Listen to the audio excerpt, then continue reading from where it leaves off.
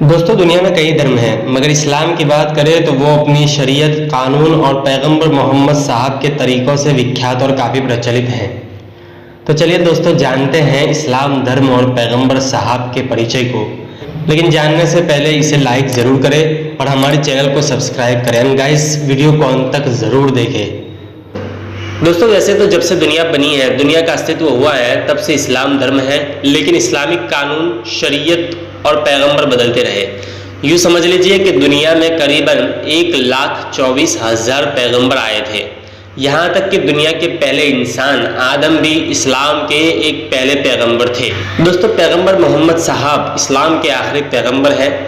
मोहम्मद का अर्थ होता है जिनकी अत्यंत प्रशंसा की गई हो।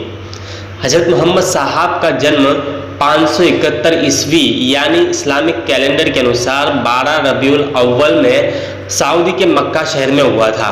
मोहम्मद साहब के पिता का नाम अब्दुल्ला था और माता का नाम बीबी आमिना था।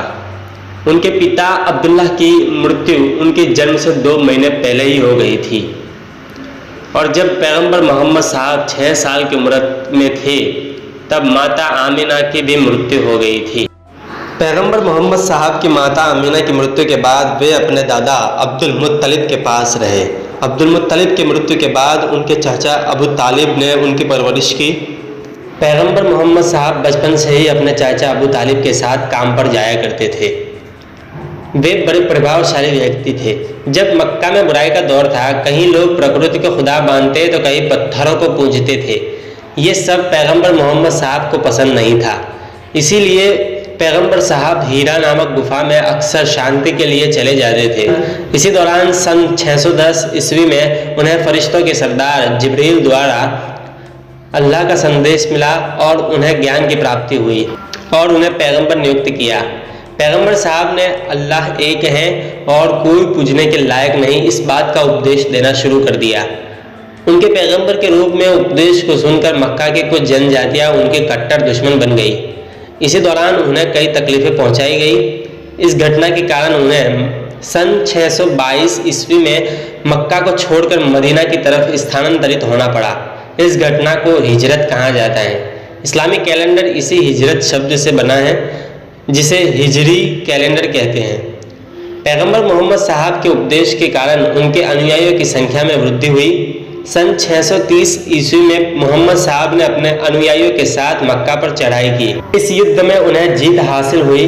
इसके बाद मक्का वासियों ने इस्लाम कबूल कर लिया। मक्का में स्थित काबा को इस्लाम का पवित्र स्थल घोषित कर दिया।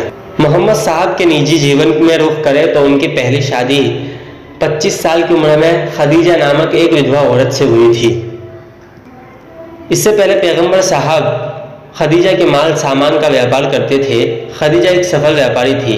पैगंबर साहब की प्रामाणिकता से प्रभावित होकर खदीजा ने शादी का प्रस्ताव रखा था। उनकी 4 बेटियां और 2 बेटे थे। इनमें से एक बेटी का नाम फातिमा था और 2 बेटे थे जिनकी बचपन में ही मृत्यु हो गई थी।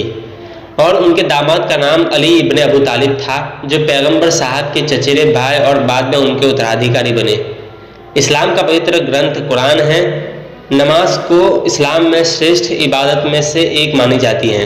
नमाज के दौरान मुसलमान मक्का की ओर मुंह करके खड़े होते हैं। भारत में मक्का पश्चिम की ओर पड़ता है। मक्का की ओर की दिशा को किबला कहा जाता है। पैगंबर मोहम्मद साहब 8 जून 633 ईस्वी में इस दुनिया को अलविदा कह गए।